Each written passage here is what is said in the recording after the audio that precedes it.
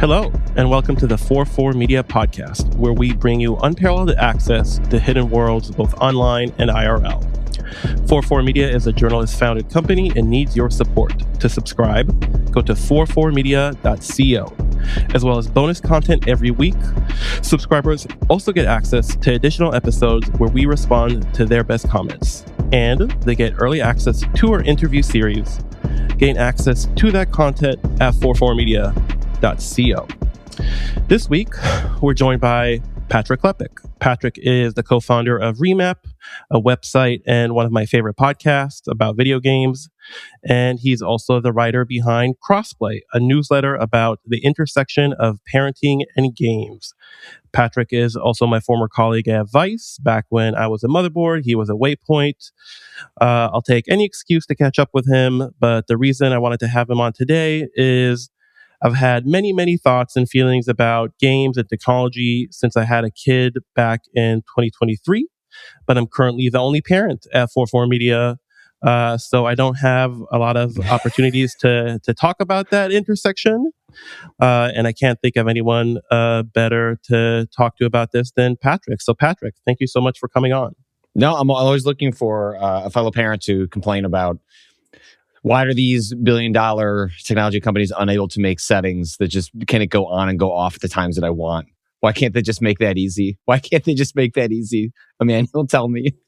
Yeah, I mean, so let's get into it.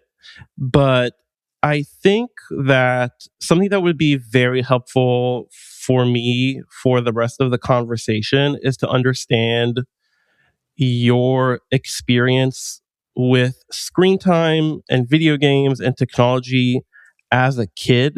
Like, what were the rules about that stuff at your house? Were there rules about TV, movies, video games? And do you remember that changing at all as you got older? No, it's a fair question. I do think it informs a lot of my approach to parenting now, which is to say, not that there weren't rules, but they weren't particularly strict. And the difference between myself and my parents is I think my parents were just winging it, but had the right guttural reaction to what they should do with this stuff. Whereas I've tried to codify it, like partially out of, I run a newsletter where I try and explain like thought process and like ways people can think about philosophies of approaching technology and screen time, etc. But in general, my parents like let me watch scary movies, probably younger than I should have, but it wasn't like a traumatizing experience. They mostly just allowed me to guide myself, and they were there to be guardrails along the way for sort of extreme outliers. And that was in terms of sort of the content I consumed, and then also how much time I spent with that. I mean, this is probably apocryphal. I'm just sort of like TLDRing. Felt like my dad was a salesperson, so he was on the road a lot. So he was kind of got up in his company and was home a little often. So it was more my mom sort of defining the parameters of this. But for her, like the way I remember it and the way she has put it when I've asked her about it is like, I just wanted you to be happy and normal by whatever like that meant to us and to you. And so if you stayed up till 4 a.m. playing, Final Fantasy or whatever, as long as you like went to school and had friends and seemed like active and happy, why should I stress out over the fact that you are deeply engaging in a hobby that I don't really understand? And it's just like you did well in school, you had a good social circle. Like I didn't see any obvious issues where I started to like think I should go down the line and figure out where would a root problem be? Like, is video games somehow responsible? Because she said that like you were playing them excessively, but lots of people do lots of other things excessively, and it's not seen as a negative. Like if you are obsessed with sports or other things, or if you're up reading till 4 a.m, is that something you need to clamp down on? And so, this is before we had a better understanding of maybe some of like how it's like mentally and physically healthy to play a video game. She just sort of was like, I don't know. You seem fine. Like, so who am I to tell you to stop, trying to get to level 99? And she didn't know I was going for Knights of the Round Table and Final Fantasy VII, but that's what I was doing until 4 a.m. during a number of summers. So that is more or less like how the early years of me and technology were defined. Alongside, my dad loved to buy technology he didn't understand and then put it in front of me and ask me to figure it out. So like a computer came home and like, what's up? Oh, we have a computer. How does it work? He's like, I don't know. you flip it on, like, you tell me, like, I'll come back later today. And then it was sort of my job to figure it out. So there was, in the house itself, there was sort of a curiosity about technology from my dad. And with my mom, she was just generally more permissive, absent what she was looking for was red flags or warning signs that she should think, hey, the way we're doing things, the way I'm just sort of trusting my kid to figure it out for themselves, maybe we need to take a different approach. And that never happened. Every kid is different, but I've tried to sort of codify that philosophy with my own kids, where now the technology is very different and stickier and more addictive and more exploitative. Like, a lot of those things are true. And yet I have tried to maintain the philosophy of trusting my kids, and what I'm there to do is to guide them and help them make their own sort of risk assessments along the way the best that I can, rather than getting overly obsessed with our account and like things like that, where there's, I think, a tendency these days for parents to find ways to make themselves feel bad about their parenting in an era in which how long you do something like screen time gets codified and sent as a report, which can be useful and also feels like a self-shaming tool that you're not being a good enough parent if they spent 2.5 hours watching videos that afternoon. Yeah. That sounds a lot like my background and my childhood. Before we get into like current rules in your house and my house, I do have a few more questions. Like, what was your access to devices? Do you remember, like, is it TV in your room? Is it computer in your room? Was everything in the living room? When did you get a phone? Yeah, the evolution for me, obviously, we're similar age, like in which, like, I think we came about as got older as computers became mainstream. Cell phones became an actual thing that were accessible to like everyday people. And so it's interesting to remember those markers along the way relative to kids these days, where it's just all that stuff is codified and it's just new things that are coming alongside. But for me, the first computer that came in the house went into the family room. There was a TV next to the fireplace in there. That was the biggest TV in the house until my dad climbed up the corporate ladder enough to put on a small addition to the back of our house where he could get a bigger TV for himself to watch football, which respect. Like, now that I'm like closer to the age that like my dad would have been making those decisions, like, I get it why it happened that way. And so that family computer was there, and like the gated access is funny to talk because it was not really about how much time was spent. It was more, there's only one terminal, right? Like, it's one computer. And so I got a little bit of a head start because I was 2 years older than my brother. And so I just understood it more. My parents knew that I was the one sort of tasked with like telling the family like how it worked, what we could do with it. So I had a little bit like parental admin access to the computer just because of the virtue of the setup of the family. But I mean, you got to remember at the time we had dial-up for years, right? So it was sort of gated by how long until my mom forgot that if she picked up the phone, it was going to interrupt the internet session. And then somebody's going to yell from across the house, like, "Mom, you disconnected me from..." We were an AOL family, like many were with the discs at the time, both floppy and CD. And then I have distinct memories of waking up in the middle of the night, taking a handful of blankets and then shoving those over the computer to try and quiet the modem at like 11 p.m. at night. It was one of those traumatic things to discover as an adult that was something optional by the computer, that you were able to turn off that horrifying, iconic sound. The connection sound, yeah. Right, because my like that was, it was so loud. Like it felt like it could wake, it felt like an alarm going off. And as an adult, realizing that was some sort of setting I got to have turned off in like the BIOS or something was like so awful. I cannot believe I did not know about that from some weird message board. But, you know, there was really no rules back then around that. Like, you know, there was no sense. I was in chat rooms, like ASL was, you know, the thing that people said in chat rooms, age, sex, like language, like that you just jump into a random chat room. And I'm sure I was chatting.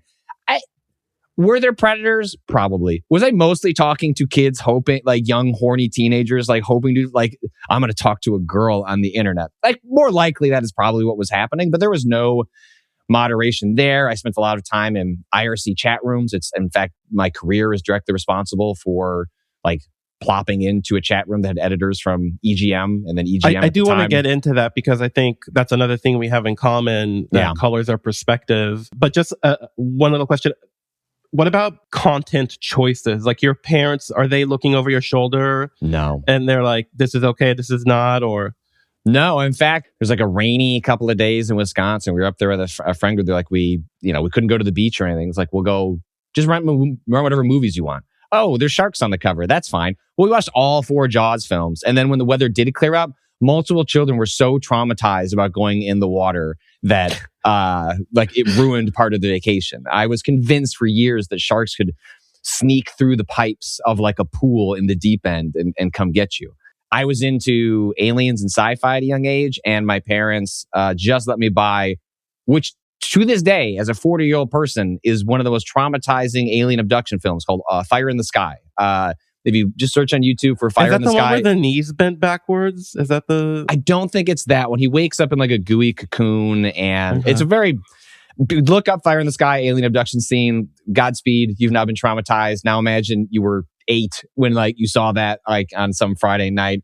Honestly, it's not that the value system was not that different then than it is now, in which I think my parents gave very little concern for violence and were like very concerned, or not concerned, but just like didn't know what to do about sex. And so like that was the line for my parents, because I think they just didn't want to get into it, not necessarily because there was anything especially prude. They just didn't know how to talk about it. And so that was the one like, ooh, like it says R for sex. Well, I don't, but like RoboCop, R for limbs blown off, like that, like Godspeed, like have fun with that, kids. And that was generally the attitude, was like, my parents just didn't worry about stuff like that, which I think was pretty typical back then. I feel like everyone had the friend group where there was one house that you didn't want to be at because that mom often would be the one be like, you can't watch The Simpsons. Like, all right, well, we're going to go to Patrick's house. We're going to play there, because my mom would let us watch The Simpsons, and The Simpsons became South Park. Like, they were like, what were the dings where some parents were really concerned about that and others weren't. But my parents were not. And in general, I mean, I right before we started this chat, I sent you a video of my 9-year-old saying F the Packers with full expletive. And so obviously I've continued that tradition forward in some regard, which really is just, I just try not to stress about that stuff. Some of that stuff just feels so out of your control. And so many other things about parenting I feel like are better worth my time than worrying about stuff like that. But that was definitely the evolution for me as a kid, and how my parents handled it. Yeah. So my background, almost identical, kind of watch as much as you want, play as much as you want. I think we got access, my brother and I, we played video games together. We got access to our own little TV to free up like the family TV, because we were playing so much. For me, that was when I was a teenager. And then the computer, if I mark it, I know exactly the year, which was the year, I think it was 94, but whenever Doom 2 Hell on Earth came out, like that's, because we got a computer, and then my dad took me to a computer store. He's like, do you want to buy a video game? And there was like a big cyber demon standee. And he's like, sure, Doom. I mean, like, it's a game called Doom 2 Hell on Earth. That's the first thing he bought alongside like a word processor for the computer. I was like, whatever, man, let's take it home, kiddo. Yeah, I think, so the only difference I think between us is like my parents did have some ideas about content. And I think their perspective was whenever they were looking over our shoulder at some point, right? Like once we got past like the Super Nintendo phase, it looked to them like everything we were doing was violent. Like everything was like shooting or like hacking and slashing. Mm-hmm. And my mom was just like, play as much video games as you want, but it's like, is there anything that isn't about killing people? And we would go to the game store, and she would ask like the people who work there, like, what do you have that isn't killing? And that comes from her house. Like her parents were hippies, and like they weren't allowed to play cowboys and Indians, and they weren't allowed to have toy guns, and they were very anti-war. So I guess that rubbed off on her. I think it's eminently reasonable though. Like the philosophy I always give like at Crossplay is like, it's not that you shouldn't say no to things. Like I'm very permissive. Like I think relative to other parents, perhaps like excessively permissive, and I get that. But like, and I'm sure we'll get this into questions of Roblox and things like that. It's like, it's okay to say no, because that's the role of being a parent is sometimes like you have your own value systems, but like engage with what your kid, like if you're going to say no to like Roblox, know what it is and explain to your kids why you're saying no. And I think it's an extension of what your mom was doing here was like, I'm not saying no to the video games. I'm engaging with something that you like and appreciate. And I'm trying to navigate that relative to how I think it is important to raise you. And I think that's a lot of parenting, but I think that's a very thoughtful way to go about it. Is like, I'm not saying no, just like, can we do it slightly differently? I think it's very reasonable. And it had a very good effect because I remember as a kid, she would say that and I would roll my eyes and we would go to the game store and we would buy something that the person recommended that wasn't violent. And I was like, oh gosh, like what a waste of time and money. And I'll have to wait for like the next birthday or something to get something that I want. This isn't Resident Evil 2. Right. But then we would go home and it would always end up being like a LucasArts adventure game. Oh, and I would like drag my feet. And then I was like, oh my God, this is like my favorite thing, you know? So it turned out to be really, really good. So I wanted to talk about screen time with you because as a reporter and somebody who writes about technology, I've read many articles about screen time. I've read many articles that are reporting about the research about screen time. And it's just like something that's in the discourse. It feels like every other week, there's like a big New York Times piece or op-ed about screen time. And it's just like in the culture, it's in the news. Like even if you don't have kids, it's like everybody's talking about screen time. And despite all of that, once I had a kid, I felt completely surprised and unprepared for how that actually goes down.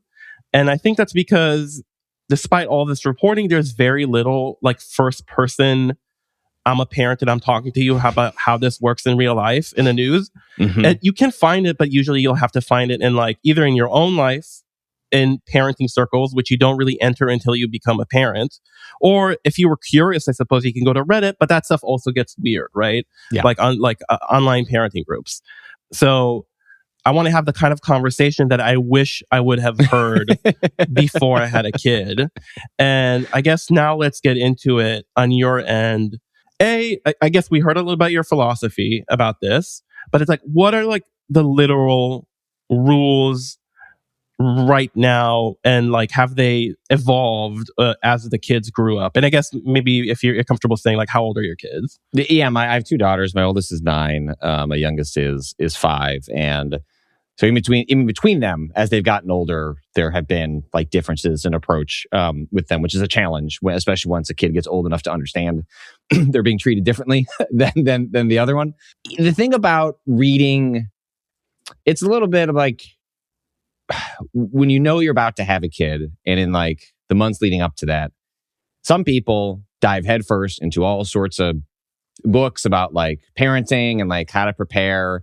And I think alongside that can be questions of screen time. Did you do any did you none, read zero, like zilch. Zero? Okay, wow. Zilch. Didn't read baby books, didn't read anything about screen time.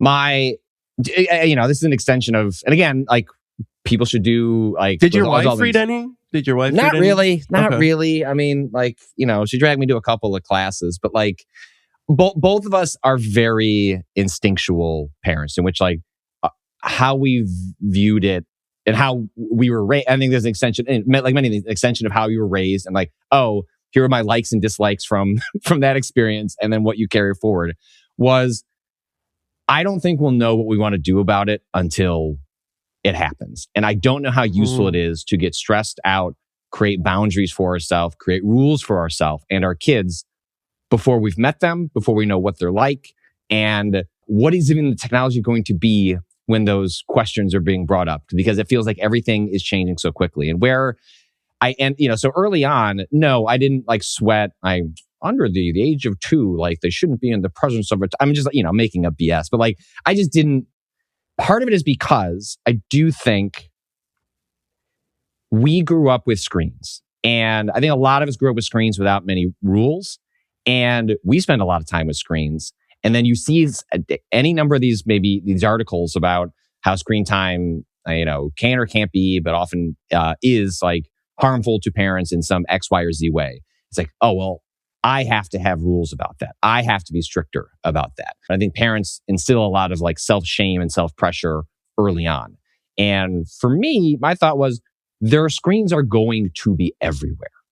There is no world where my child or children are going to come in and I'm going to shield them from screens. So for us, it was more about how they interact with the screens. I cannot create a bubble world where they don't get to experience any of that. So my job as a parent is how do they get used to screens, have a relationship, have a healthy relationship with screens? And that became sort of the defining principle of how we thought about screens going forward. Was not avoiding them, was accepting their reality. Like when they go to school, they're all getting, Chromebooks and tablets in some fashion. Like I want them to understand how this works. I want them to understand what it can do and what it can't do and how it fits in as a tool in their life. And so that kind of became a defining principle early on. Practically speaking, we're broadly an Apple family, the exception being a non-cellular phone that my daughter got a couple of years ago because she found it in a drawer because I got it during when Google was pushing Stadia. And I just had an Android Pixel phone sitting in a drawer. And then she uses that so she can fit in with some older kids down the street. But we broadly started with no screen time restrictions. And it was more just a negotiation with the kids. Like, hey, like it's been X amount of time. Like we're getting, I think we're done after this video was done, yada, yada. Part of that was born out of Apple has really awful screen time controls. It's like 15 minutes, 1 hour all day, which I'm sorry, that is just does not encompass like all the scenarios in which a child might want to use screen time. So we went through a period where originally it was like they were limited to an hour a day, absent asking for permission for more. And then I got tired of like my oldest saying like, well, it was a 17-minute video and 15 minutes. It's like, so I'm giving you 15 minutes, then I have to give you another 15 minutes, or I give you an hour, or I give you all day. Like that's a really frustrating negotiation to do with the child. It's frustrating for them. It's frustrating for me. So we went through a period where we turned it off. And that lasted for, I don't know, a year. But then we noticed we were having problems with like getting to school on time. So then we shifted to, you don't get 15 minutes in the morning. It's on the tablets. You get 15 minutes on the TV. And the tablets are locked until, 4 p.m. till you get out of school. There's no way they can even do anything. And that's where we're at now. It's like it's at 1 hour during the school week, 2 hours on the weekends because it allows us to sleep in a little bit longer if they can get up and go get themselves a breakfast snack and be on their tablets. And if mom and dad want to try and sleep till 8 o'clock, that's our best bet to get there. And that is kind of the broad strokes of how we have negotiated that over the years. And the one difference that I've noticed, the one note I'll make about the Android phone that my daughter has is Google's Family Link app is really exceptional. It's really well made, lots of granular controls. The times she has set on that device, she can tell me like, she's like, I'm at the end of like this round of 99 Nights in the Forest, which is a popular survival game on Roblox. Like, I just need 10 minutes. And like, so then I can go in there, I can give it 10 minutes. And if she needs 1 minute after that, I can go in and I can give it the 1 minute. And I can be very granular with the relationship where her and I are talking about, what are you trying to accomplish? Are you just, my youngest needs a more forceful hand because she's just delaying giving the device back and she's inventing reasons to extend screen time. Whereas with my oldest, it is often much more goal-based or goal-oriented. Like, I'm finishing this, I'm doing that. Can I have the time to finish it? And I'm much more amenable to extending time if there's a specific task that's trying to be accomplished. I think I need to give people who are listening who might not be parents like a lay of the land here, because before you got into the specific, you said that you're pretty permissive, you're more permissive than the other parents you know. But now that you're getting into the details, it sounds like, broadly speaking, an hour a day during the week, 2 hours. It's I guess what I'd say is it's an hour or 2 hours before we talk about what we're doing with the time. Right. But that doesn't, to me, as a parent, and I'm sure to other people who are listening, that doesn't sound like wild. It definitely doesn't sound like what was the situation with us when we were growing up. Like, my mom came to visit recently and we were trying to put the baby down. Mm-hmm. And she was like, just put him in front of the TV. Like, that's what I did with you guys. But you saying that you're very permissive, I think, is in contrast to, like, broadly speaking, what the general advice is, which is pretty restrictive, right? Like, at least the mainstream common sense, common wisdom on screen time is very, very limited. I believe that the American Psychological Association says things like a child should not even look at a screen until they're 2 or 3, which is not the situation in our house. Like, that wasn't the situation in our house. It's just the science. The science is the science, but it doesn't live in the real world. Right. And I think that's often. I think a lot of, especially like liberal coded parents, like reading the New York Times, guilt shame themselves over screen time because the news articles make it seem like it's very easy to read that stuff and be like, I'm a bad parent. And you tell yourself that while absolutely not following those guidelines in the real world. And I think a lot of it I do, like at Crossplay and other places, like it's so like because you gave your kid an hour on their tablet to mindlessly watch videos while you cooked a nice dinner as opposed to like putting something in the air fryer is not something to be ashamed of. That's a tool. Like that's using the context of current society and technology to allow you to do something nice for yourself and your family. There's nothing wrong with that. Yeah. The literature, broadly speaking, whether it's journalism or science, is much, much more restrictive than what I think people think and what, as you say, like the reality of parenting is. A few more, like, this is kind of like where we're going to veer off into Emmanuel is seeking parental advice from Patrick part of the podcast, but like a few specific questions. There's an Android phone you mentioned that one of your daughters has. Does anybody else have, or do they have their own devices? Yeah, both. Yes, both. Both children have a tablet. I don't even have distinctive memories of when my 5-year-old got. We essentially like did a refresh of like family devices, and like then everyone was on the same.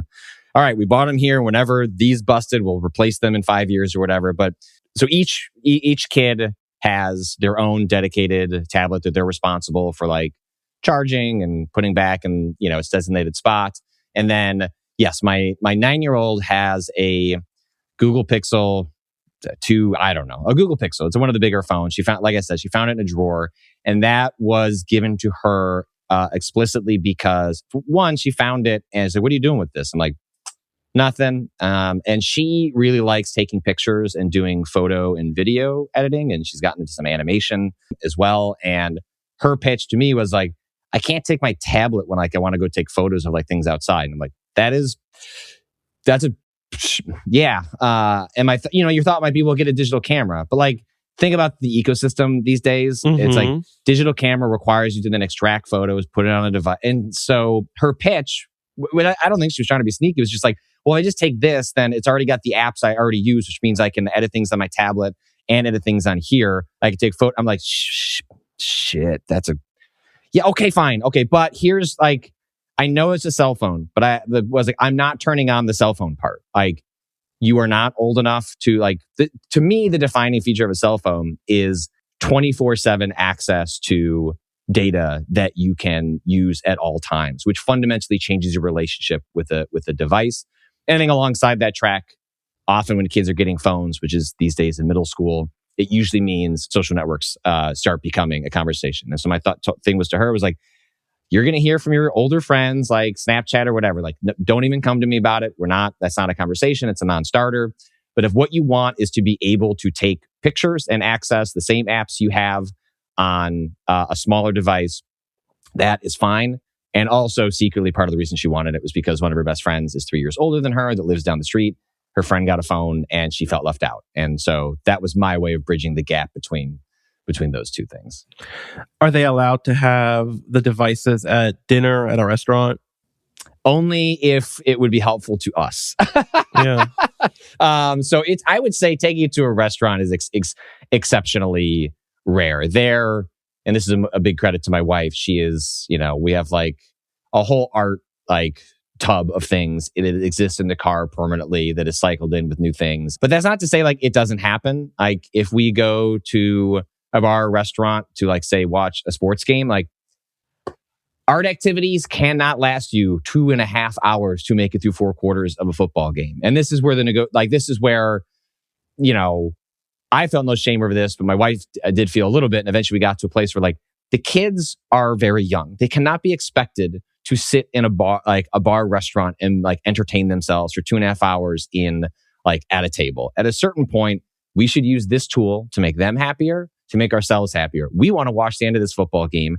Our kids want to go outside. And that is just the nature of, I think, modern parenting, where just let them watch videos for half an hour. We'll let this game wrap up and then we'll get out of here. So that is the distribution of devices. And then the questions ahead for me are, when does that pretend cell phone become a real cell phone? When does a child get something like a watch if you're trying to have more location tracking as they get on a bike and go around, sort of stuff that didn't exist for you and I when we got on a bike, but is definitely part of the regular conversation with modern parenting.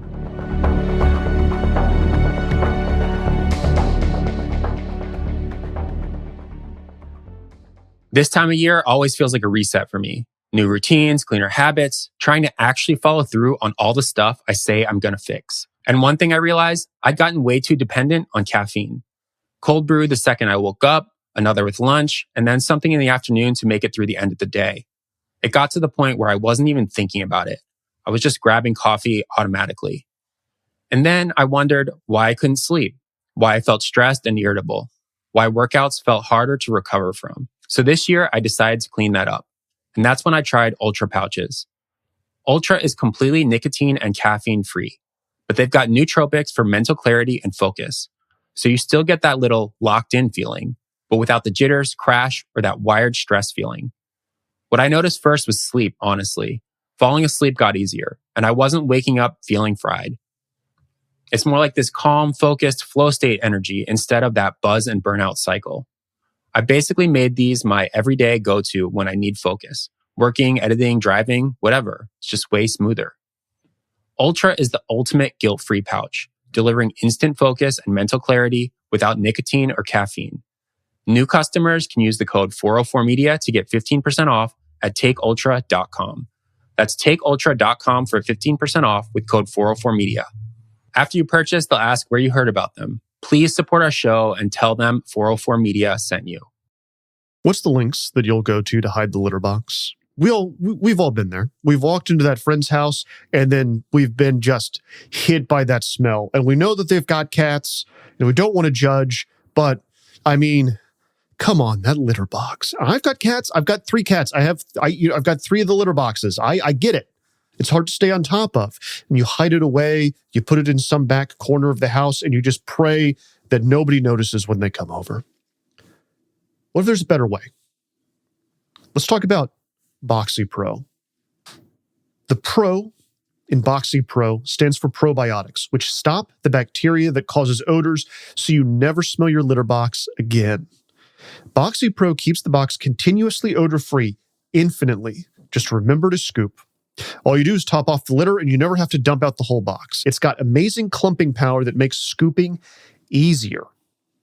So, if you're tired of switching litters, looking for the one, get Boxie at BOXIECAT.com. It's the last litter you'll switch to. Enjoy 30% off with code 404media at boxycat.com/404media. That's BOXIECAT.com/404media. It's easy to assume that if you're a small team, you're kind of flying under the radar. Like, who would bother hacking us? But the reality is, that's exactly who bad actors go after. Lean teams, startups, small businesses.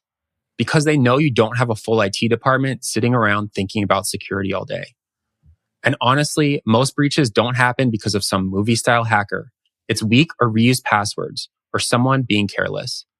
That's why I've been using 1Password for the last few years, and I couldn't recommend it more. 1Password gives you centralized management for all your company logins, so everyone has strong, unique passwords without having to remember any of them.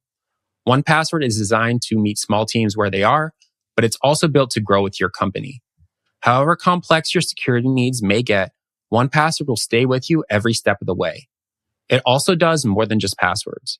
You can securely store and share sensitive data, developer secrets, and even move toward passkeys and passwordless logins.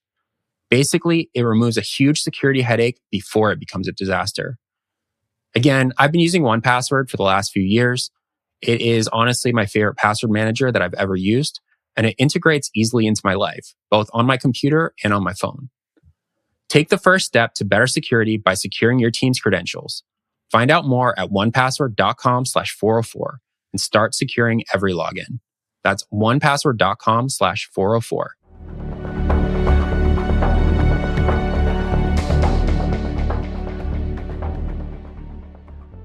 Yeah, one unspoken rule I think that has emerged for us is that we're more likely to give our kid access to a screen after every other activity has been exhausted. Yeah.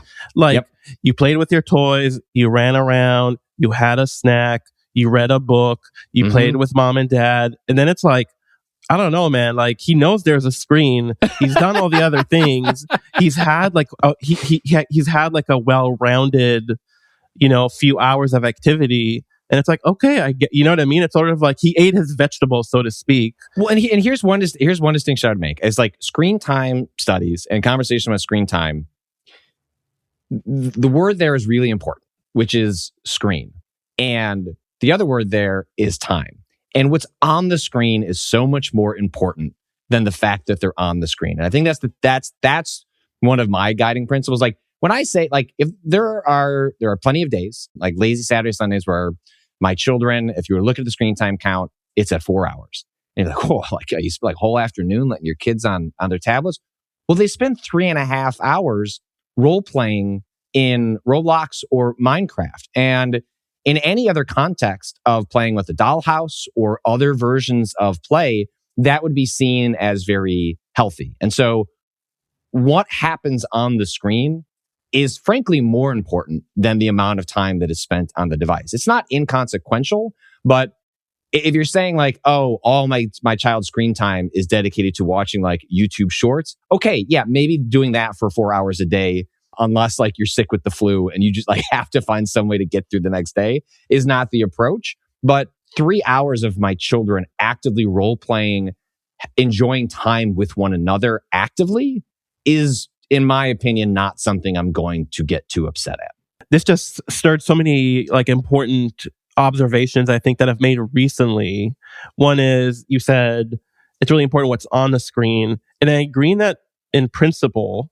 But one of the things that really like shocked me, I just wasn't prepared for this. Like people talk about screen time and how addictive screens can be, and I guess in my mind that's always related to content. Like the kid is really into Sesame Street. The kid is really into Roblox. The kid is really into social media. Like, you know what I mean? They're like, it's the thing that's on the screen that's pulling them.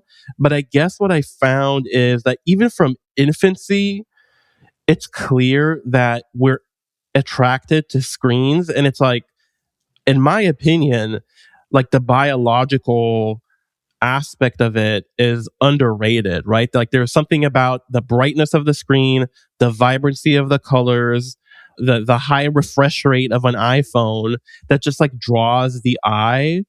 And in the same way that like, a casino kind of pulls you in, or even Hades, you know what I mean? Like the way that numbers and stuff and everything pops on screen, it's just like... Well, look at all these apps, right? I mean, that's the thing about the difference between you and I with screens that we grew up.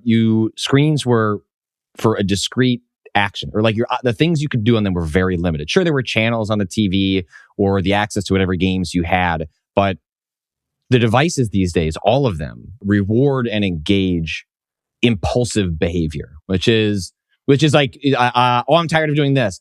Switch over to this. I'm tired of doing this. And other actions like you're talking about with your kid of like, play with your toys or read a book are discrete, slow the world down, engage with something, maybe not for long, maybe you don't want to do it, but it is the way that you change gears from one action to another, one preference to another, is fundamentally different in the real world with physical objects than it is on a device, a like rainbow colored device with dozens of apps that within moments you can decide, well, I'm bored with this. I'll do something else. Go to the app store, request, can I download? You know what I mean? Like that is a loop that I think especially at younger ages, despite the fact that these devices don't stress me out that much, I'm also not going to sit here and tell you that they don't have like profoundly addicting and exploitative qualities to them. Even in the case where I don't know that it's necessarily nefarious, like I don't think the construction of iOS or like the Android operating systems is nefarious in that regard. But I think the devices, their construction, especially for younger minds, can lead to, well, why wouldn't I just want to do this? Why would I want to do the other stuff? Which is like very normal. Like, I don't blame a 3-year-old for saying like, yeah, I'd like to just do the iPad, thank you. Like, yeah, of course, so would I. Yeah, and it everything, I think people understand that like on the extreme end of it is something like TikTok or other vertical video platforms where very short form, you like it, you watch something for 7 seconds, you don't like it, you just flip up, right? And that's like a very impulsive, extreme end of it. But everything arcs that way, and like it catches you in ways that it didn't expect. And it's exactly the difference you said. Like, if I wanted to play a game, you pop something into the Super Nintendo, that's what you're playing. You want to watch a video, you put in a VHS, you're watching Star Wars. And that's the thing that you're watching. And there is the accessibility of like the movies on the shelf and I can watch it a million times. And that's what we did. And that's what kids do. But I'm noticing that it does, even like my kid is a little older than 2, but even at this point, like the logic of that system is already apparent to him. And he is starting to manipulate it in the sense that he's very into Cars, like the Pixar franchise. Hell yeah. And that used to be, we're sitting down, we're watching the movie. We're watching the movie again. We're watching the movie. He's seen all the Cars movies, but now he's like, oh, he realized that we can like skip to any point in the Cars movie.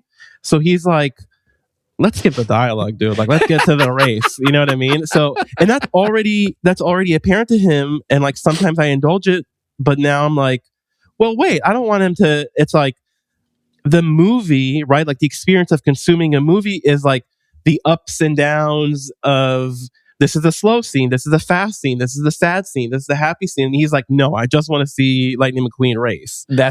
My younger has done, younger one has done stuff like that before. Especially she went through, like many kids, a deep K-pop demon hunter phase that we are still working our way. We'll see if it survives to her birthday in March, which she claims is going to be K-pop demon hunter. It's like, that's going to be 10 months of K-pop. Okay, but it's hard to untangle. Is this me being a millennial boomer? Is it just okay that like you fast forward to like the cool scene that you like? I know you need to sit with the sad part. Like you need to sit with the sad part before you get that. And I'm broadly with you. I understand the impulse. And one way to counteract that is one of my favorite things. And it doesn't work for every kid, but like my wife and I deeply love going to the movies. And so despite how expensive it is, we still regularly take our kids to the movie theater. Even though like I know those movies will be on Disney Plus. I'm already paying for Disney Plus. You know, it'll be there in 4 months. We take our kids to go to the theater because it is one of those instances with both children where they like, it's dark, it's loud, the screen is bright, and they sit and we'll watch. I mean, they sat through both Wicked films, like, you know, movies that are, 2+ hours long. Wow. And my 5-year-old got squirrely by the end of the first Wicked. She was 4 when that came out. But like, and for them, like, there's no way for them to, the context of the TV at home that they have full control over because of a remote, their devices that give them full control over the content. But when they go to the movie theater, that's all stripped away. And so for my wife and I, it's like, well, I'll stop stressing about that as much at home because we found a world where all the control is taken away from them and they just have to watch the movie, like in a theater, in a social context where like you have to be quiet because there's other people around. And we found that to be like very useful to help them because they do like engage with the story way more when they've seen it at a theater than when they watch it at home because there's 1,000 distractions of getting up or I'm going to get a snack or I'm going to do that. Like it's not even necessarily always just a screen or control issue as much as like just at home, you're like less likely to like sit and like emotionally engage with the art that's on screen. Whereas the movie theater, we found a lot of success with that. One last thing broadly about screen time before we move on to Roblox, because I do want to discuss Roblox. You said like we're talking about aiming for a healthy relationship with screens. But what that means is a very complicated conversation, and it requires you to examine your own relationship with screens and if you think that's healthy. And I think for us specifically, that is even a more complicated question because I, like you, was left to my own devices, pun intended. Mm-hmm. And, I was in some chat rooms that I wasn't supposed to be on. And that just is not a big deal, but it's like I learned how to pirate video games. And I just did all this stuff that I wouldn't want my kid to do. I had access to pornography before, that was probably advisable. But not like today, though. I mean, like, it's like everything got speed run in terms of access, which is just, for sure. Like you pirating a movie off of IRC, like an IRC like bot that you're DMing with like an upload download ratio is like slightly different than the way it works now. But it's like, for people who don't know, like you said, it's like you were on some IRC channel. You kind of leverage that into a career in writing about video games that you started very early. And we're kind of like a wonder kid for reporting on video games. And I similarly, like, all this stuff, the pirating, chat rooms, even the pornography, it's like I leverage that into like my career. Like that's my life. You know what I mean? And I guess the question is, like, how do you work backwards to what is a good relationship with screens for your kid, based on your own relationship, like what is healthy, No, I find this to be extremely challenging, which is both my 9-year-old's old enough to, like, when she's been told to get off a screen, she's like, well, why are you on your phone? Like, great question. Yeah. Yep. It's a good one. It's like, well, you're just playing a video game. These are good points. And eventually, like, it's dad's job, like, it stops being like my 9-year-old can cut through the BS on that one. And I mean, sometimes I just tell her the rules are different. Like, you're a kid. Like, sorry. Like, that is just sometimes the nature of things. Like, you didn't make breakfast this morning while you watched the screen. And so now I'm time shifting my screen time to after having made breakfast. But I do struggle with the fact that I figured it out, and my parents, to some degree, didn't know what was going on, but also just did fundamentally trust me. And I try to a certain degree, maintain that feeling, which is like, I want my kid to make their own mistakes. They're going to find themselves in danger in real life and in line. And my role as a parent is to, I think, it's much more likely that they're going to be in a situation in which there's nothing I could have done to prevent them being in a dangerous situation other than to prepare them to react to it appropriately and hopefully protect themselves. I think that's fundamentally sort of what you're doing. Like, your number one goal as a parent is less about yes, you're trying to stop them from killing themselves when they're too young to know better. But then as they're getting older, you're going to be in situations where I just have to hope that our relationship has put you in a position where you can make those judgments for yourself, or if something goes wrong, you find ways to deal with that. And so I try to keep that in mind. The challenge these days is you have access to so much data about what your children are doing that I think it can put yourself in a position where you feel like you have to be exerting more control than you are, because you have access to all the things that are happening. Like, you can monitor all of their chats, like in Messenger Kids or whatever other platform. You can monitor their watch history. Now, they make that extremely hard. YouTube does a really good job. Like, YouTube does not want you to monitor their watch history. Like, you have to log into a Google, into a website, to an account to export some data. They don't send you a report that's like, your kid watched this channel for X amount of time, because they actually don't want you to be paying attention to that. It's one of the more insidious parts about YouTube specifically. But I do, in the same way that, the first time my oldest crossed the street to go to a friend's house, and she was old enough that she was able to do it by herself. And I forced myself to not watch. I could have watched from outside the window and make sure she did it.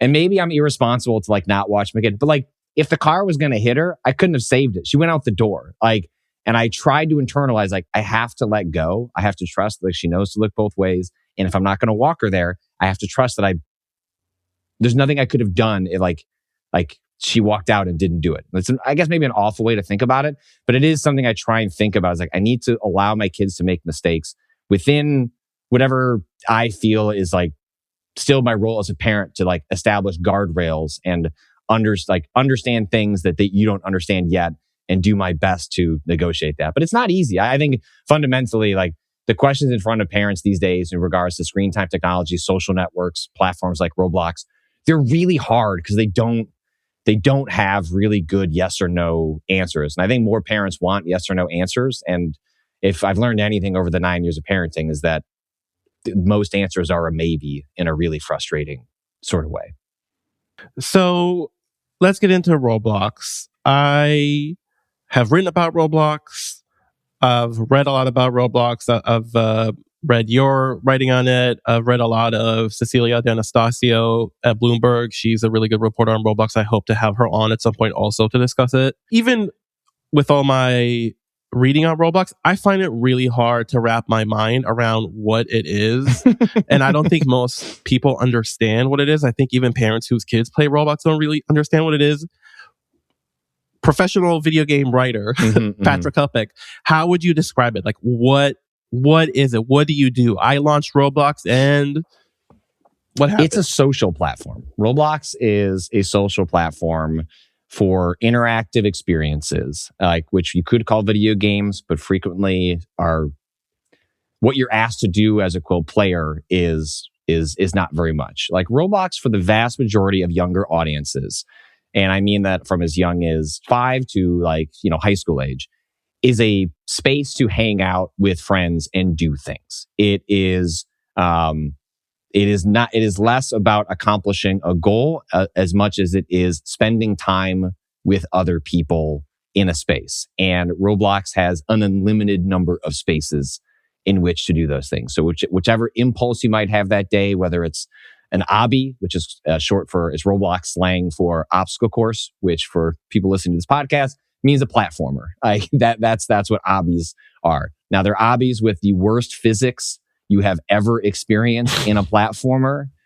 And yet that's how my daughter learned how to jump in a video game. And she mentioned one time when she played Astrobot, she made this very funny remark. She was like, wow, it's so much easier to control it here. And I'm like, yeah, because Roblox physics are trash and they're floaty and they're bad.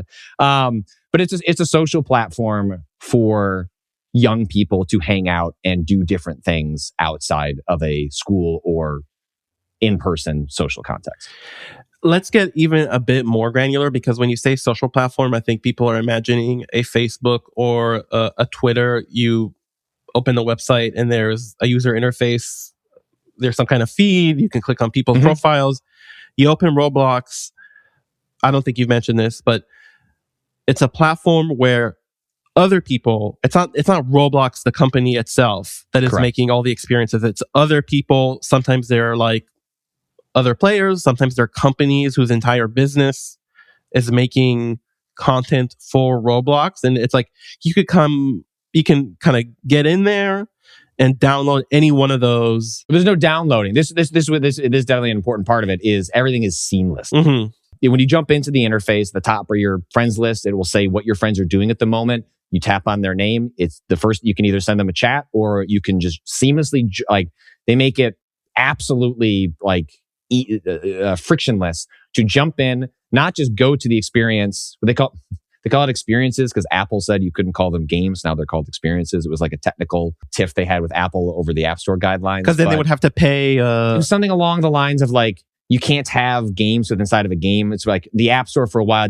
wouldn't allow a GeForce Now or Xbox Cloud streaming because Apple's perspective was Halo should be its own app. It can be a cloud thing, but Halo should be its own app. And Roblox is a platform that has games inside of it. And Apple is saying you can't have a video game inside of your video game. And so Roblox just renamed them experiences, and Apple was happy to take their money off the in-app transactions and allow Roblox to skirt the rules in a way that would definitely not be allowed for a smaller company. But yes, it makes it frictionless to jump in with your friends and not just join their experience, but to then join the party that they're in. You'll just be in there doing, I'm sure even if you're not familiar with Roblox, especially you've heard of, Grow a Garden or Brain Rot or Adopt Me. Like these are extremely popular enough to have toys at McDonald's, level of which I think Adopt Me was the first Roblox game to have discrete toys in a Happy Meal, I think a year ago. And then below that is a feed on like what's trending amongst Roblox users, what's recommended for you based on what you've played. And then below that, you get into sort of,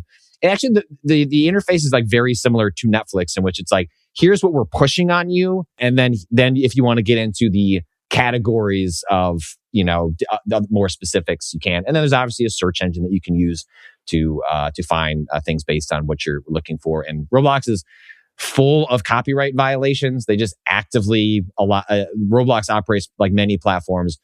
We don't take it down unless the rights holder asks to take it down. And it's interesting because when I've talked to different rights holders, like there's definitely a wink and a nod, which is like Netflix is happy to have K-pop Demon Hunters unofficial experiences everywhere, as long as they're not weird and sexualized and going to generate an awful headline from Cecilia at Bloomberg. Like a lot of this stuff operates in a gray area where Roblox is happy to have the copyright stuff that skirts copyright. The copyright holders are happy to have the free advertising, as long as it doesn't end up most likely as a headline from Cecilia Bloomberg about how there were a bunch of predators in it. So I would say there are like 3 major risks that are unique to Roblox. One, because the options of experiences is functionally infinite. You're going to get some that are designed to be, I would say, either bad or not for kids. That's like a content problem. Then it's online and you can interact with other people, as you alluded to. Hangout and bathroom simulator, right, sort of things. Yeah, there's a bunch of people who are predators basically on there. That's been like the accusation.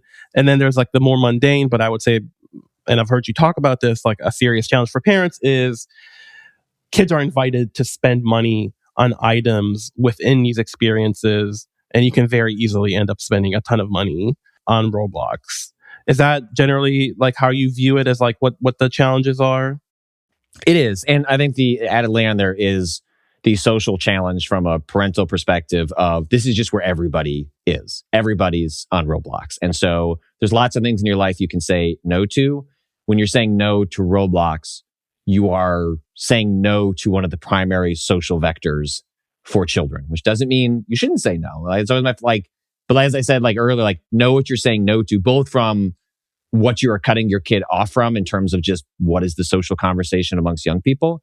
And then also why are you saying no, so that if you're going to put your foot down on this, at least at first, you can articulate why it makes you uncomfortable, especially if your child is old enough to maybe not be happy with, but understand, articulate why we're saying no to something. But yes, those are all the different things that I have taken into consideration. And both my kids do use Roblox. I have a very specific story that I can get into if you want about how that originally happened. But monetarily, we do not spend money in Roblox. That is a building block of my children's relationship with Roblox. It's not even that you can go spend your own money on a Roblox gift card. We don't spend money in Roblox. That is just rule number 1.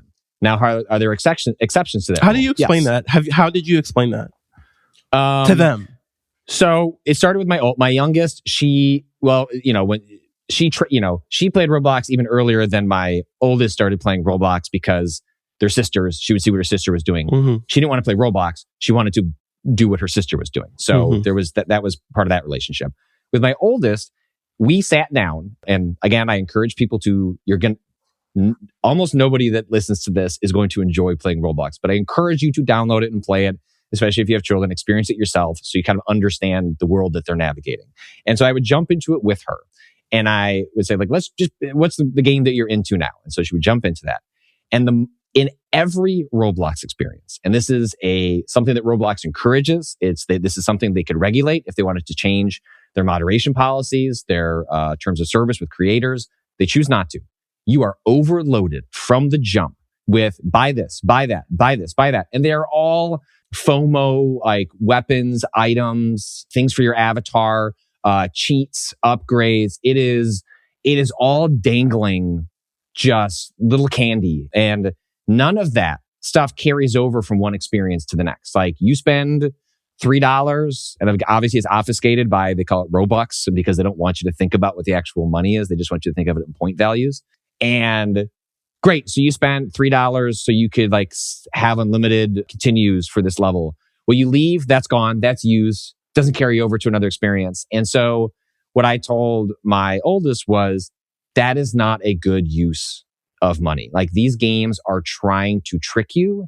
And if you get old enough where you can look at something and you can explain to me the value judgment of that, like that this is actually useful because of X, Y, and Z, I'm willing to have that conversation. If you can't and you know that this is just like a cheat because you just don't want to do something in the game or you want like an early weapon, we're just not going to do that. The exception is now with the 5-year-old, it's just no. We told you we don't buy things in Roblox. The one exception is buying things for their avatar. So there are 2 layers of purchases in Roblox. There are in-experience purchases, which are superfluous, exploitative, and just trying to grind purchases Robux out of you that you got from a gift card over the holidays. And then there are avatar level purchases like a Stitch shirt or something like that. That carries into every experience into Roblox. That is just the basic avatar that gets dumped into everything that you play. And so when my kids were into Labubus, you could spend $1 and they could look like a Labubu. I was like, go get $1 from, your wallet or piggy bank. And like, that is fine. You have to spend your own money, but I will let you spend $1 for something that carries over to everything you do into Roblox. I consider that a fundamentally sort of different transaction. So that's the relationship we have. It's like, and I think that also illustrates the difference between kids, like age gaps. Like the younger kid, it just has to be no conversation, no negotiation. Because I can't get into explaining exploitative game mechanics. With my 9-year-old, I can. She understands, like she can identify, at least for now, AI slop. We have conversations about that. She understands like this game feels like it feels scammy is the word that we use with her. Like this feels scammy. I was like, it does feel scammy. And so I can have an actual conversation with her. And that's the dynamic we have about buying or not buying things in Roblox. I'm much more permissive on basically anything else. But like Roblox, because it's such a slippery slope to saying yes to anything, I feel like, and even saying yes to the gift cards, I feel like puts them in the mindset of spending more in a way that I need my kids to be older before I kind of allow them more permission on that front. Do you think your older kid has internalized that rule, or is it still an ongoing battle where she asks and you say no, or is she like, okay, well, that's how it is, or like I understand where daddy's coming from? Yeah, no, it never comes up. She only comes to me on the avatar stuff. But what I'll say is what was useful, and I think the Roblox discussion is really hard because like I'll be on. And this is all due respect to Cecilia and lots of other folks who do Roblox reporting. But the standard line in, I would call it like enthusiast and mainstream tech press is understandably, I would characterize as anti-Roblox. Like Roblox is bad, evil, exploitative to children. We should be deeply skeptical of what the company says, what they're claiming. I agree with all of that. But like I'm here on the ground, like with the parents, and like the parents are letting their kids play Roblox. And so like when I'm on like calls with like Roblox executives and some reporters are asking about like statistics about like predators on the servers, like that's all true. I'm glad that's being covered. But then like I'm raising my hand. I was like, all right, can you explain like why this change happened to the parental control system that like it used to work on the website this way and now it's differently on the app? Because fundamentally like that's just my approach. Again, I have deep respect to all these folks doing really excellent reporting. I'm reliant on it in informing my own reporting.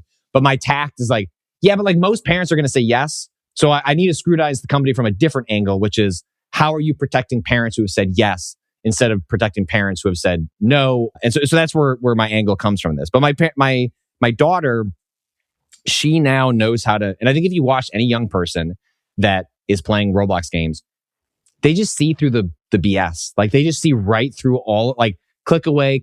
It looks like pop-up malware when you jump into a lot of these experiences before you get into the thick of it. And kids just know how to ignore it, negotiate it, move right past it. It is just white noise to them as they jump into it and they move right past it. And that doesn't mean it shouldn't be regulated by Roblox. It doesn't mean that it's acceptable.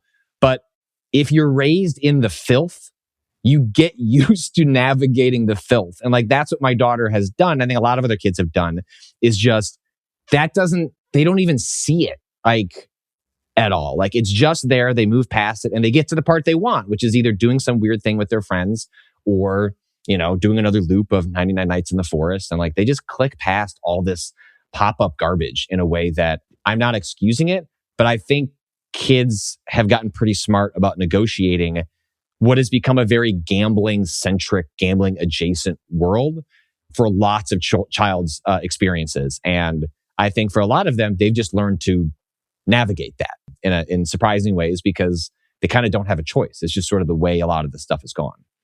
One rule that, and I'm very much, again, we're just 2 years into parenting. Yeah. But one rule we've been able to follow so far that I want to follow as long as I can, and I'm clear-eyed about the fact that I won't be able to for long. But like, my kid doesn't consume anything media-wise that I don't know what it is. Mm-hmm. And that allows me to do some quality control. So no YouTube is basically what you're saying.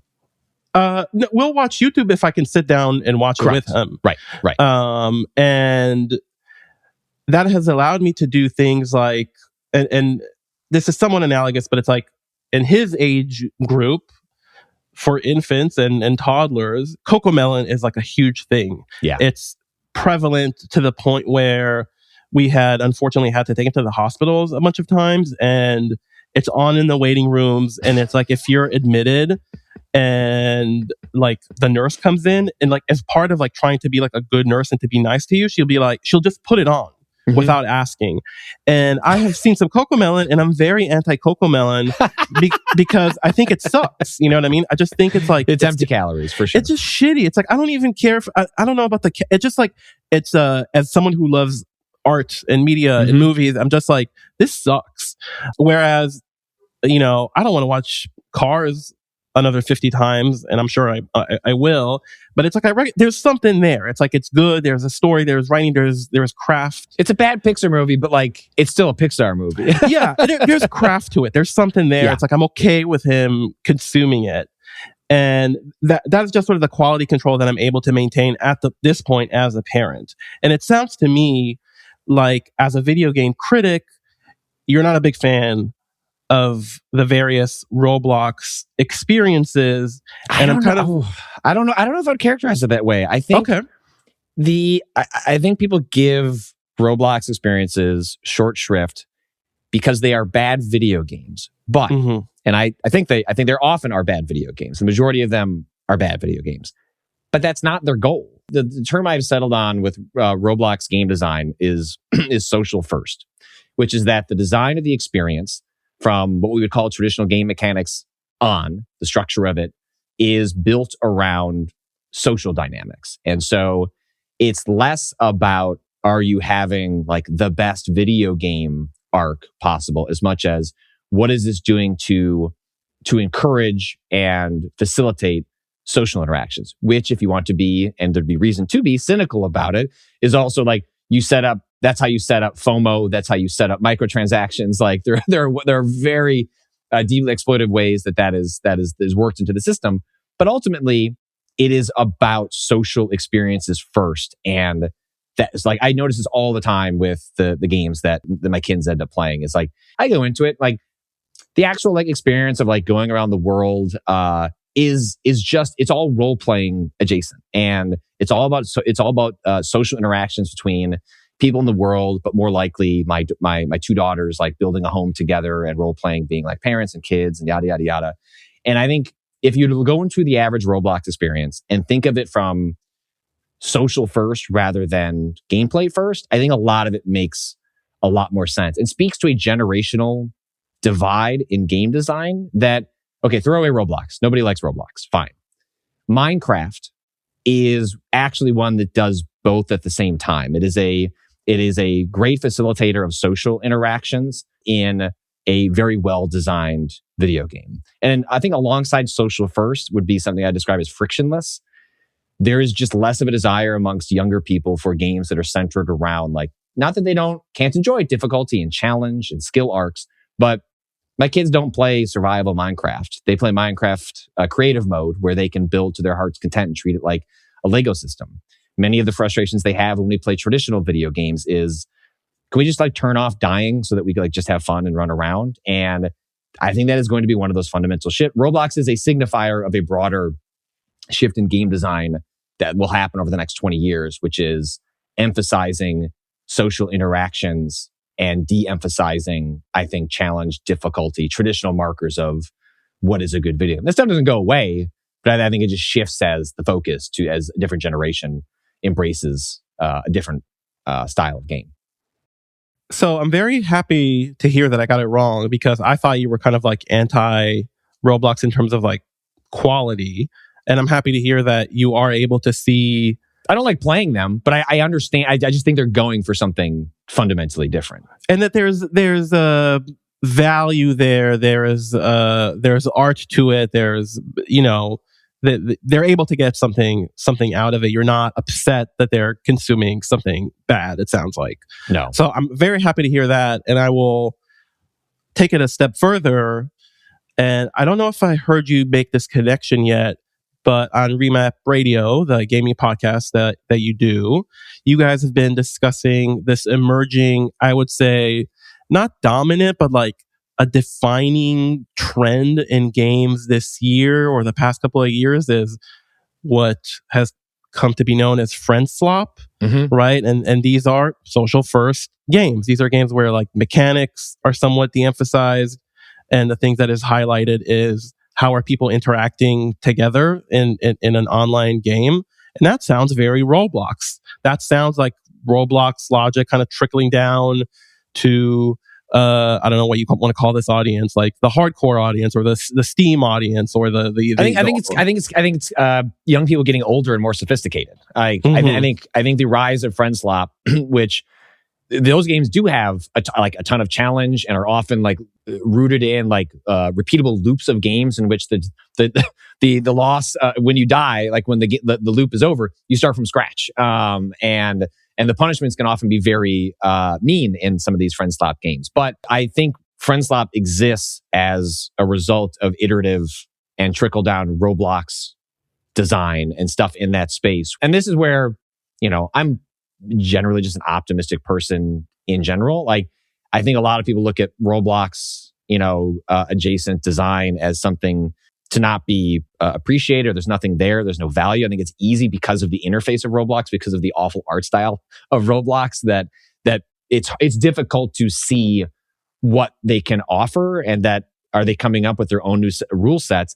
And I think what you see in games like Peak or Repo are reactions to Roblox style game design, but then handled with like made exceptionally well. Like, what do you do when you take those like core ideas and then hand them to because a lot of the designers on Roblox are also like teenagers. Like, these are exceptionally young people building. Like, some of that is changing. You mentioned there are companies there are studios that are, I saw a prediction in a newsletter recently that's like, we are due probably this year for like the first like someone spending hundreds of millions of dollars to like purchase a Roblox studio that becomes part of like an Electronic Arts or something like that.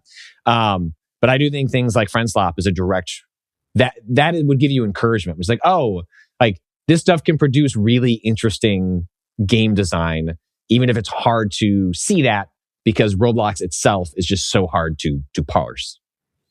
Yeah, and that's something less about being a parent and more just being an old man. It's like I don't want to like get into Roblox and be like, hello fellow kids, but I also don't want to dismiss things that are not for me. So it's good to see the value in something that is for kids and is often I think dismissed. Well, it'll be helpful when it's I get this largely less out of observations by myself as much as like ongoing conversations with my oldest, who like can best articulate what are you getting out of it. I mean, the TLDR and like why she got into Roblox at all was she started playing Roblox when she was 5, which is I wouldn't recommend that. I'd recommend waiting longer, especially once they get into grade school and there's social pressure. But the social pressure is exactly why my kids started playing Roblox. Like, it's because it was the first winter of COVID. There were no vaccines available for adults, let alone for children. And my oldest was 5 at the time, 4 at the time, like started playing outside. Met this older girl who's now one of her best friends, 3 years older than her, lives down the street. And she was playing Roblox. And They could play outside, but then, especially in winter, like gets dark quickly. They can't come inside to play, and they can't have a traditional sort of like budding friendship in the way that you normally would, because they're restricted by the weather conditions outside, our concerns about COVID, et cetera, et cetera. And she came to me and said, my friend like plays this thing called Roblox, and I immediately tense up because like, oh, I thought this was something I'm dealing with in like a couple of years. I'm like, let dad download it and look at it, and I'll get back to you tomorrow. And I did, and I had real concerns about it, and I was prepared to tell her no. And then I asked, like, why do you want Roblox? And I'm like, can you explain to me why you want it? Because dad has some concerns about it. And she goes, because of this disease or whatever, like, she's just my friend. Like, I can't spend actual time with her. And like, if we're in Roblox, then like, we could be like friends, and like, she could be more of my friend. And like, she got me in the heart. It was like a really reasonable ask. And I said, okay, there are going to be really specific rules about this. When you play with her, you're going to play with dad at the same time. I want to see how this works, see what she's doing that you're doing. But that is not unreasonable, like, especially given this current context, like that you just want to spend time with a friend that you can't spend time with. So that's how we ended up saying yes to Roblox, and then kind of went from there. And so again, I wouldn't recommend, I feel like her doing it at the age she did it at was a very specific set of circumstances, which is like a kid that's multiple years older, plus COVID got me to saying yes to something that I probably would have otherwise said no until she was a couple years older. But like, I didn't feel bad about the decision. I think she also had a pretty reasonable argument for why it was worth at least giving a chance. I love that story. I think that's great because, at 44 Media, we're highly critical of technology. It's what we do. That's the nature of the job. Sometimes we get a reputation as being haters, and we need more haters, though. It's true, but it's like we do this because like we love it, and it's like I love technology. I love video games. That to me is one of the best things video games can do, where I am able to keep in touch with friends who I'm not near and have like really deep, meaningful, fun, memorable, like making memories, playing a video game. That's awesome that like a kid can recognize that. And it's a reminder for like why we care and talk about any of this in the first place. I could talk to you about all of this for many more hours, and maybe we should again, but I want to do just like a lightning round. Okay. Of some things I wanted to know, again, parent to parent. Do you kids watch Bluey? Yes, obsessed. Not so much anymore. The when they did the 30-minute episode, that feels like that cracked the fever for us. Okay. Do you think Bluey is good by adult standards? Yes, I do. Okay. I disagree. I think the animation is good, hater. but it's like it goes right over my head. I don't get it. Oh, I thought you were going to be one of those parents who's like, I hate Bluey because it portrays the parents as always heroic, smart, and doing the right thing, never frustrated, never letting their children down, which is not how actual parenting goes. I enjoy Cars more than I enjoy Bluey, personally. I don't know. Oh, man, you will. You've watched Cars too many times. I know. I'm completely brainwashed. Are they allowed to watch Paw Patrol? Yes, I wrote an article for Car Display about, and I called it the Paw Patrol question, which was about like, there was a lot of protests happening around the time that my youngest was into Paw Patrol, and it's like Paw Patrol could reasonably be argued as being propaganda. At the end of the day, I was like, if I can't have a conversation with my daughter about propaganda, I don't know that I'm going to stop her from watching Paw Patrol as a result. Plus, they send cops to the school to like meet with, it's like propaganda is everywhere. Right. I was like, I'm just going to hope Paw Patrol is a fever that will break. And if it's not, then we'll have that conversation. And the fever broke, and I never had to have that conversation. So, okay. But also, Paw Patrol sucks. So if you're going to watch Paw Patrol, the movies are not bad. The TV show is trash, but the movies have decent animation, fun music. And I remember coming out of both going like, well, if the TV show was at least like half of this, I wouldn't be nearly as annoyed by it. Are they allowed to watch YouTube without supervision? Yes. My youngest is in the YouTube Kids ecosystem. I was pretty obsessive about watching it alongside them in the early on. And I I've never caught anything. There was that period that I know that you guys did a bunch of reporting on this at Motherboard about like how much like weird shit was slipping through the cracks on the YouTube Kids app specifically. There's just a lot. It's garbage. It's not good. Like but it's bad in the sense that like you're getting absolutely nothing out of this. But yes, my youngest has YouTube Kids that is age appropriate. We haven't had any issues there other than it just being slop. And not even like AI slop, although there is that stuff as well. My oldest, I like went in and manually changed her age. Not age, but you can change the age category. Like the parent can say, do you want to move your child up a category that is not tied to their age? And I moved her into a different bucket because she got really into, was the first like YouTuber she got into. I did my research. Like, I was like, this seems fine. I don't see any pro-fascism, like Nazi propaganda, like in here. Just seems like this is a really good Minecraft girl that you like to watch. And so I had to move her up because most that YouTubers, it's Anthemath, I think was the YouTuber. Now people are going to send me messages and about why Anthemath is bad, but like most of her videos were getting filtered out and so it was doing its job. So I moved it up so that she could watch more of that specific person's video. Interesting. Will you allow them to have fully connected online phones by the time they're 13? 6th grade seems to be the marker for most kids these days. I feel better. So the answer is probably. Some of that will be social pressure. But the thing that is encouraging is I have been a huge proponent of banning cell phones in schools. Which is catching on now as a thing.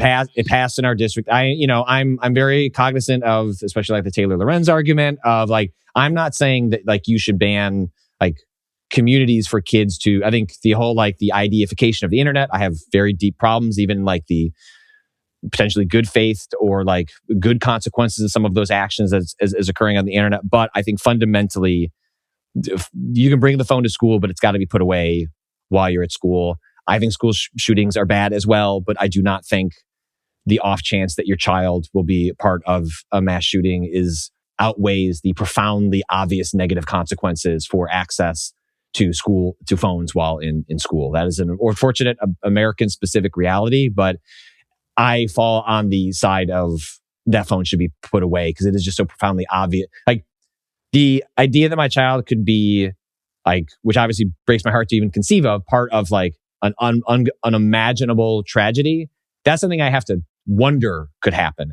What I know can happen is that their brain will be fucking rotted by taking the phone to school every day. So I feel better about the choice that I probably make for them to switch on that cellular thing when they're in 6th grade, knowing that their schools now make them put that away in a locker from the start of school to the end of school. Obviously, such an insane consideration to even have to make.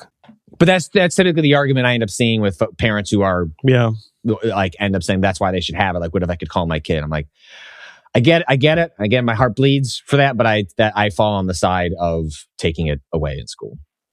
Okay, finally, will Roblox still be hot, still be this embedded among young people in like 5 years?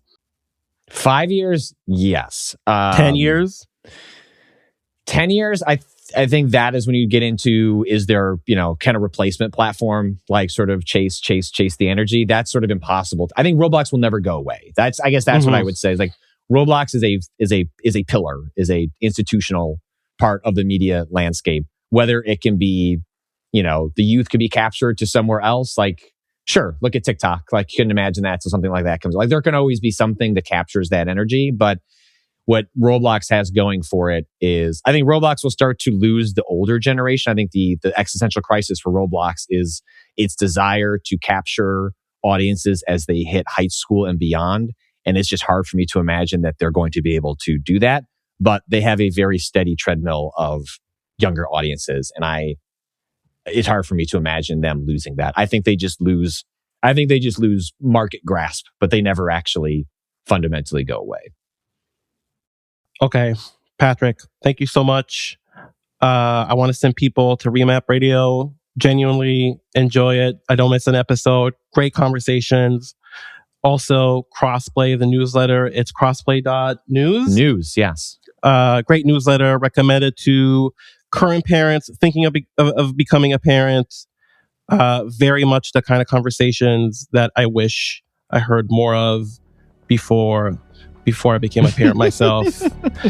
As a reminder, 44 Media is journalist founded and supported by subscribers. If you wish to subscribe to 44 Media and directly support our work, please go to 44media.co. You'll get unlimited access to our articles and ad-free versions of the podcast. You'll also get to listen to subscribers-only sections where we talk about a bonus story each week. This podcast is made in partnership with Kaleidoscope. Another way to support us is by leaving a 5-star rating and review for the podcast. That stuff really helps us out. This has been 44 Media. We'll see you again next time.